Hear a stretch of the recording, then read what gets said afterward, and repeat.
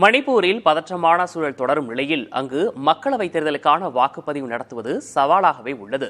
அம்மாநில தேர்தல் ஆணையம் எடுத்துள்ள நடவடிக்கைகள் குறித்து மணிப்பூரில் இருக்கும் நமது செய்தியாளர் பாலவெற்றிவேல் நேரடி தகவல்களை சேகரித்திருக்கிறார். அதனை தொகுப்பாக பார்க்கலாம். மணிப்பூரில் இரண்டு நாடாளுமன்ற தொகுதிகள் இருந்தாலும் இங்கு தேர்தல் நடத்துவது தேர்தல் ஆணையத்திற்கு மிகவும் சவால் நிறைந்த பணியாகவே இருக்கிறது. குறிப்பாக இன மோதலால் மக்கள் இடம்பெயர்ந்துள்ள நிலையில் அவர்களை வாக்களிக்க வைப்பதற்கும் தேர்தலை சுமூகமாக நடத்துவதற்கும் தேர்தல் ஆணையம் பல்வேறு விதமான திட்டங்களை வகுத்திருக்கிறது.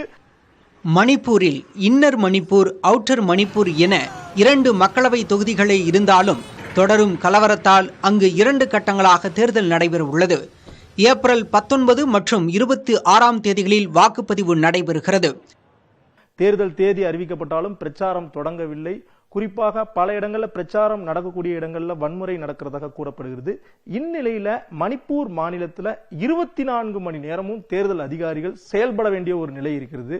இங்குள்ள தேர்தல் நடத்தும் அதிகாரியான பிரதீப் குமார் தா IAS நம்மோடு இருக்கிறார். அவரிடம் பிரத்யேகமாக புதிய தலைமையிடம் பல கேள்விகளுக்கான பதிலை பகிர்ந்து கொள்ள உள்ளார். How are displaced people going to vote this election? A scheme has been approved by the Election Commission for the internally displaced persons. So the persons who are staying in the relief camps in the 10 districts of the state and those who are staying outside the relief camps but are displaced within the state, a scheme has been approved where we are going to set up special polling stations at the cluster level. A lot of people are saying they are going to boycott the elections because of some internal conflict.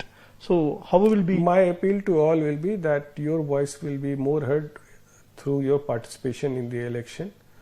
Your right to vote gives you a right to be heard also, and you also get to make a choice in the democratic process. So my appeal to all will be to come forward and exercise their right to franchise. மணிப்பூரில் மலைப்பகுதிகள், தொலைதூர கிராமங்கள் போன்ற இடங்களில் இணைய சேவை, தொலைத்தொடர்பு சேவை இல்லை என்றும் இடர்பாடுகளை கடந்து சவால்களை தாண்டி அனைத்து அதிகாரிகளையும் ஒருங்கிணைத்து தேர்தலை சிறப்பாக நடத்துவோம் எனவும் மணிப்பூர் தேர்தல் அதிகாரி நம்பிக்கை தெரிவித்துள்ளார். மணிப்பூர் மக்களை முழுமையாக வாக்களிக்க வைப்பதற்கான அனைத்து விதமான முயற்சிகளும் எடுக்கப்பட்டு வருவதாகவும் கூறியுள்ளார். புதிய தலைமுறைக்காக ஒளிப்பதிவாளர் சுரேந்தருடன் இம்பாலிலிருந்து செய்தியாளர் பாலவெற்றிவேல், நவநீத கிருஷ்ணன்.